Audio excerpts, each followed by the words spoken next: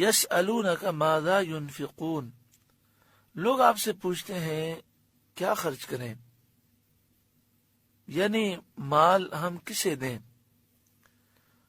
یہ جو سوال کیا گیا یہ نفلی خیرات کے بارے میں کیا گیا، یعنی ہمیں بتائیے کہ ہم مال کہاں خرچ کریں جس سے ہمیں ثواب ملے۔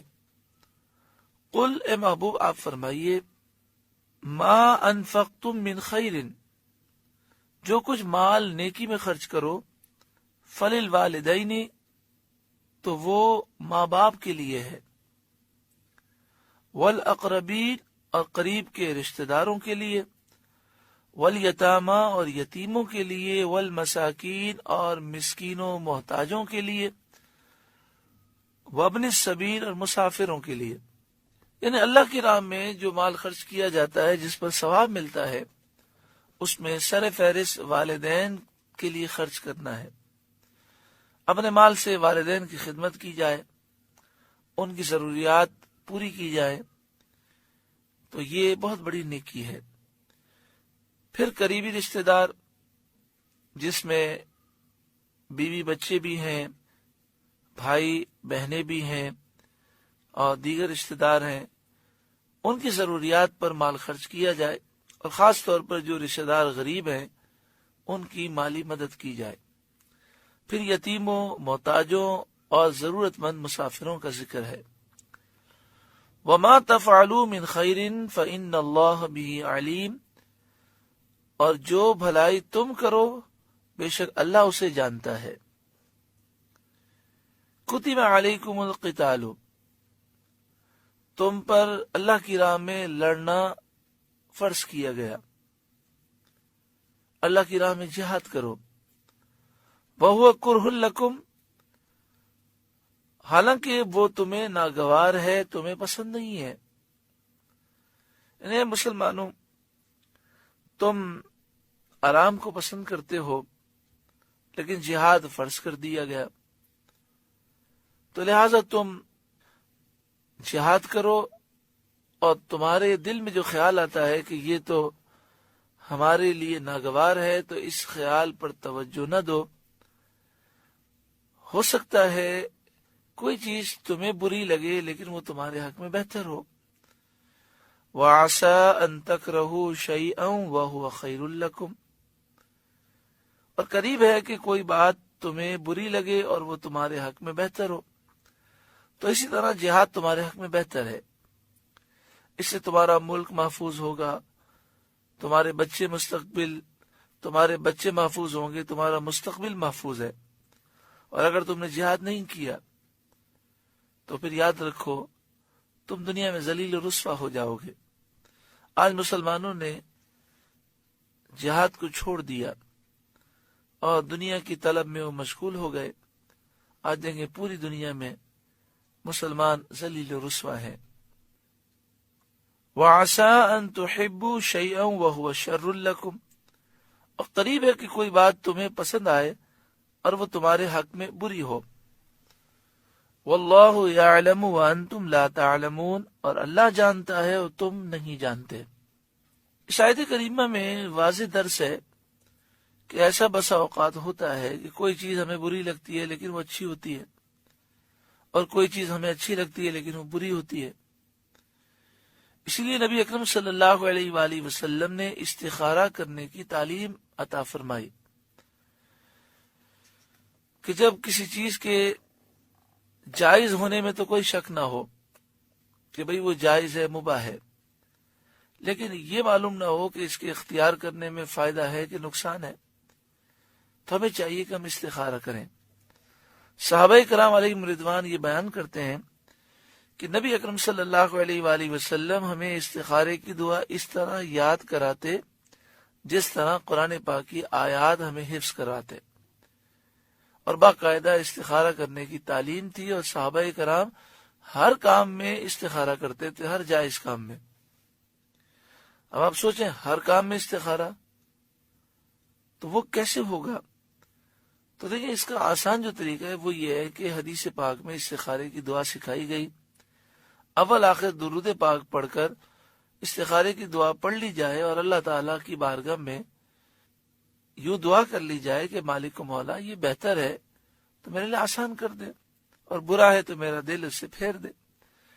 پھر اس کے بعد وہ یہ کام کرنے کی کوشش کرے، اگر بہتر ہوگا تو کر سکے گا، اور بہتر نہیں ہوگا تو خود ہی اس کا دل اس سے ہٹ جائے گا۔ بہتر یہ ہے کہ اگر کسی اہم کام میں استخارہ کرنا ہو، جیسے رشتے کے معاملات ہیں یا کسی کاروبار کے معاملات میں، تو بہتر یہ ہے کہ 2 رکعت نفل پڑھیں استخارے کی نیت سے، اور سلام پھیرنے کے بعد اول آخر درود پاک پڑھ کے استخارے کی دعا پڑھیں، اور یہ کم از کم 3 دن یا 7 دن کریں۔ اس میں سونا کوئی شرط نہیں ہے، لیکن بہتر یہ ہے کہ پھر بات نہ کی جائے اور سو جائے، اور پھر صبح اٹھ کر اپنے دل کی طرف متوجہ ہو کہ دل میں کیا خیال آتا ہے۔ اگر دل یہ محسوس کرے کہ یہ کام صحیح نہیں ہے تو اس کام سے دور ہو جائے۔ باقی کتابوں میں یہ لکھا ہوتا ہے کہ خواب میں اگر یہ رنگ نظر آئے تو اس کے یہ معنی ہے، یہ رنگ نظر آئے تو یہ معنی ہے۔ دیکھیں، یہ خواب ان کے لیے ہوتے ہیں جن کے دل صاف ہوتے ہیں، پاک ہوتے ہیں، جو کوئی مقام و مرتبہ رکھتے ہیں۔ ہمیں نہ خواب نظر آتے ہیں، اگر نظر آتے ہیں تو سمجھ نہیں آتی۔ تو عام لوگوں کے لیے صرف اتنا ہی کافی ہے کہ وہ استخارے کی دعا پڑھ لیں، اور پھر جو دل میں خیال آئے، جو بہتر محسوس ہو، اس پر عمل کریں۔ انشاءاللہ تعالی استخارے کی دعا کی برکت سے نقصان نہیں ہوگا۔ میں پھر یہاں پر وضاحت کر دوں کہ نفل پڑھنا اور استخارے کی دعا پڑھ کے سونا اور سونے سے پہلے بات نہ کرنا یہ کوئی ضروری نہیں ہے۔ مثلا ایک کاروباری شخص ہے، وہ دن میں 10-15 سودے کرتا ہے، اب اسے ایک سودا کرنا ہے اور فون پر جواب دینا ہے، تو وہ کہے کہ میں 5 منٹ کے بعد آپ کو جواب دیتا ہوں۔ اگر وضو نہ ہو تو وضو کر لے، اور اول آخر درود پاک پڑھ کر استخارے کی دعا پڑھ لے۔ بہتر یہ کہ اس کا ترجمہ بھی پڑھ لے، اور پھر اس کے بعد وہ فون کرے۔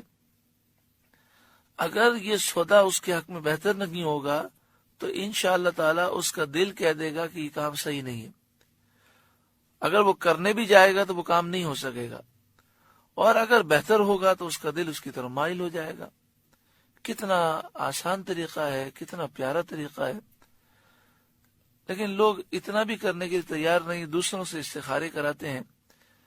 حالانکہ نبی اکرم صلی اللہ علیہ وآلہ وسلم نے جو طریقہ دیا وہ آپ کا طریقہ بتایا ہوا یہ ہے کہ جس کا معاملہ ہے وہ خود استخارہ کرے۔ اللہ تبارک و تعالی ہمیں ان طریقوں پر عمل کی توفیق عطا فرمائے۔ جو پنسورہ ہوتا ہے اس میں بھی استخارے کی دعا ہوتی ہے۔ آپ باہر شریعت مکتب سے یا کسی بھی مکتب سے حضرت علامہ شفیع اوقاڑوی علیہ رحمہ کی کتاب جس کا نام ہے نماز، وہ لے لیں تو استخارے کی دعا بھی ہے، اس میں ترجمہ بھی ہے، اور اس کے علاوہ نماز پوری لکھی ہوئی ہے اور ہر چیز کا ترجمہ بھی ہے۔ تو انشاءاللہ تعالی اس کتاب کی برکت سے نماز میں پڑھی جانے والی تمام چیزوں کے تراجم یاد ہو جائیں گے، اور اس کی برکتیں زیادہ ملیں گی، کیونکہ نماز میں جو چیز ہم پڑھتے ہیں اگر اس کا ترجمہ معلوم ہے تو توجہ سے ہم پڑھ سکتے ہیں۔ استخارے کے عنوان سے ایک بات یہ بھی ہے کہ آپ باہر شریعت مسجد سے الوظیفۃ الکریمہ حاصل کر لیں۔ اس میں یہ دعا لکھی ہے، اللہم اغفر لی واختر لی ولا تکلنی الی اختیاری۔ یہ صبح و شام 7 مرتبہ جو پڑھ لے گا تو یہ دعا دن اور رات کے ہر کام کے لیے استخارہ ہے۔ یعنی اس دعا کی برکت سے انشاءاللہ پورے دن میں اس کے فیصلے درست ہوں گے، اور جو چیزیں اس کے لیے نقصان دہ ہیں اللہ تعالیٰ اس کے دل میں یہ بات ڈال دے گا کہ یہ چیز مناسب نہیں ہے، وہ اس سے دور ہو جائے گا۔ اللہم اغفر لی واختر لی ولا تکلنی الی اختیاری، الوظیفۃ الکریمہ کتاب آپ باہر شریعت سے حاصل کر لیں تو انشاءاللہ تعالی اور بھی وظائف ہیں، یہ بھی پڑھیں، صبح و شام اسے 7 مرتبہ پڑھیں تو ہر کام کے لیے، پورے دن کے ہر کام کے لیے انشاءاللہ یہ استخارہ ہو جائے گا۔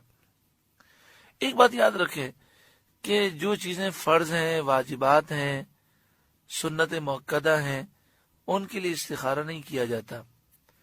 اسی طرح جو حرام چیزیں ہیں، ناجائز ہیں، ان کے لیے بھی استخارہ نہیں کیا جاتا. صرف ایسے امور جو جائز ہیں، مباح ہیں، جن کے کرنے میں بھی گناہ نہیں ہے اور نہ کرنے میں بھی گناہ نہیں ہے، ان کے بارے میں استخارہ کیا جاتا ہے. مثال کے طور پر رشتہ آیا، اور جہاں سے رشتہ آیا ہے وہ لڑکا بد عقیدہ ہے، بد مذہب ہے، گستاخ رسول ہے، گستاخ صحابہ ہے، گستاخ اولیاء ہے، قادیانی ہے. تو اب مجھے بتائیے کہ سیدھی سی بات ہے کہ وہاں رشتہ کرنا حرام ہے. تو اب ایسے موقع پر استخارہ نہیں کیا جا سکتا کہ بندہ کہے جی میں استخارہ کروں. پھر مسئلہ یہ ہے کہ لوگ مختلف جگہوں سے استخارہ کراتے ہیں، اور وہ استخارے اتنے پاورفل ہوتے نہیں ہیں. کوئی تسبیح کا استخارہ کرتا ہے، کوئی پانی کا استخارہ کرتا ہے، کوئی پرچیوں کا استخارہ کرتا ہے. یہ سارے طریقے حدیث پاک سے اور نبی اکرم صلی اللہ علیہ وآلہ وسلم اور صحابہ کرام سے ثابت نہیں ہے. آپ یوں کہہ سکتے ہیں کہ یہ ایک نیک فعل ہے. ان استخاروں کی وہ اہمیت نہیں ہے جو حدیث پاک میں استخارے کا طریقہ سکھایا گیا. اب ہوتا یہ ہے کہ رشتہ ایک بدعقیدہ شخص کی طرف سے آیا ہے، اور وہ کسی جو ہے تسبیح والے سے یا کسی اور شخص سے استخارہ کرا لیتے ہیں، اس کا رزلٹ بھی غلط ہوتا ہے. وہ کہہ دیتا ہے کہ جناب ٹھیک ہے آپ رشتہ کر سکتے ہیں. تو شرعی مسئلہ یہ ہے کہ جو کام حرام ہے اس میں استخارہ نہیں کیا جا سکتا. حرام کام کبھی بھی جائز نہیں ہو سکتا. اور دوسری بات یہ کہ استخارہ کرنے والے پر لازم ہے کہ وہ یہ پوچھے کہ آپ جس کام کے لیے استخارہ کروانا چاہتے ہیں وہ کیا کام ہے. مثلا کوئی شخص کہے کہ میں ایک کاروبار شروع کرنا چاہتا ہوں، مجھے آپ استخارہ کر کے بتائیں کہ یہ کام کرنا میرے لیے درست ہے کہ نہیں. اس نے تسبیح کا استخارہ کر کے یا کوئی اور استخارہ کر کے بتا دیا جی بالکل درست ہے. اور آپ پوچھے تو صحیح وہ کیا کام کرنا چاہ رہا ہے. ہو سکتا ہے جب آپ نے پوچھا تو اس نے کہا میں شراب کی دکان کھولنا چاہتا ہوں. تو مجھے بتائیے اس کا کوئی استخارہ تھوڑی ہو سکتا ہے. سیدھا سا جواب ہے کہ حرام ہے، آپ اس کام سے اجتناب کریں. بس اللہ تعالیٰ سے دعا کریں، اللہ تعالیٰ ہر ایک کو دین کی سمجھ عطا فرمائے. واللہ یعلم وانتم لا تعلمون، اللہ جانتا ہے تم نہیں جانتے. اسی طرح جب ہم دعا کریں تو دعا میں بھی عافیت مانگنی چاہیے. اے اللہ یہ کام میرے حق میں بہتری کے ساتھ، عافیت کے ساتھ لکھ دے. اے اللہ مجھے یہ عطا فرما خیر و عافیت کے ساتھ. اس طرح دعا کرنی چاہیے. اللہ تبارک و تعالی ہمیں عمل کی توفیق عطا فرمائے. سورہ بقرہ کا 26واں رکوع مکمل ہوا. اس رکوع کی برکتوں سے اللہ تعالی ہمیں مالا مال فرمائے.